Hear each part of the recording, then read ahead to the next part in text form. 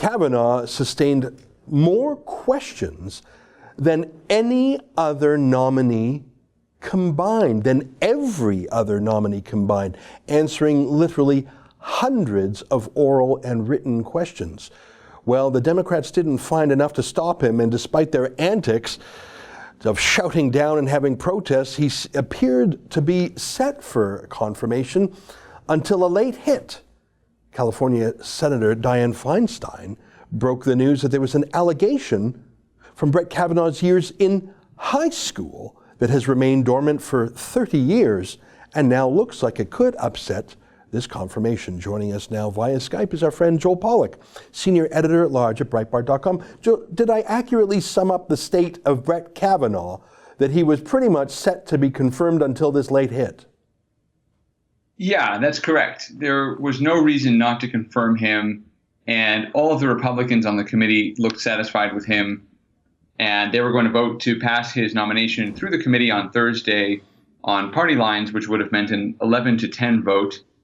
And that would have moved it on to the floor of the Senate, where, thanks to Democrat removal of rules on the filibuster, a simple majority, which is in the Republicans' hands, would have been enough to put him on the Supreme Court. So this was basically over. But then the vote was postponed from last week because of Hurricane Florence. And now, over the weekend, a woman has come forward to accuse Brett Kavanaugh of sexually assaulting her when they were both in high school. He 17 years old at the time, she 15, and the assault sounds like a kind of drunken fumble in a room at a house party, and he says it never happened, and he has never done anything like that with anybody, including the accuser. The only other witness agrees with Brett Kavanaugh, so this woman is the only person who is providing any kind of story here. There's no corroborating evidence at all. The only potentially corroborating evidence is something she told her therapist 6 years ago, which is 30 years afterward, and the therapist's version of the story is different than hers. So we don't know why this is being taken so seriously. Well, let me rephrase that. We know why.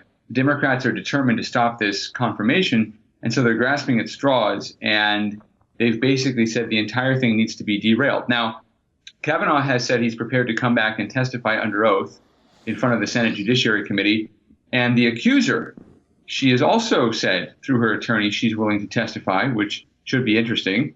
But Democrats don't want to have a hearing on this. They want the FBI to investigate. So they're now asking the FBI once again to interfere in a fundamental political question. And their goal, of course, is to delay the Kavanaugh confirmation past the election. Now, I don't think that helps them, because I don't think they're likely to win, at least in the Senate. In the House, Democrats are favored to win, but Republicans, because of the way the Senate elections are happening this year, are favored to pick up seats in the Senate. So Democrats will have less leverage, not more, after the November election, at least as far as the Senate goes, maybe not in terms of the overall narrative about where the country is at. But it's a delay tactic that they're using, gambling somehow that this will prevent Kavanaugh from taking a seat on the Supreme Court. Maybe they can force him to withdraw. They can please their own base. They can show that they're strong. They can energize their voters.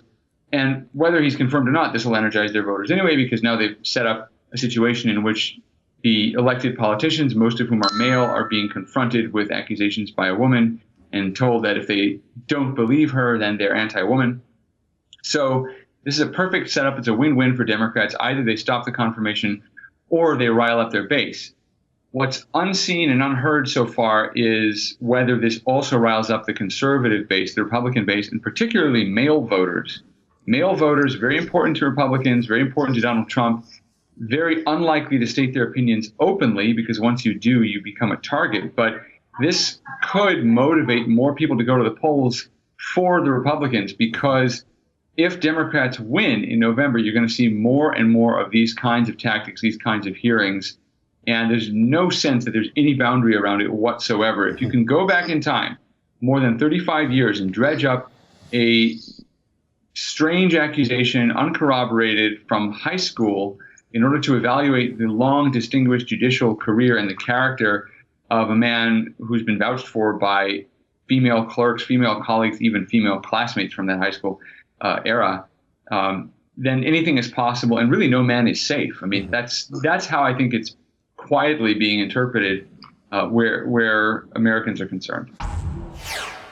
That's an excerpt from my daily show, the Ezra Levant Show, weekdays at 8 p.m. Eastern. Every day I do a monologue, interview a guest, and read my fan mail and my hate mail. To subscribe, go to therebel.media/shows.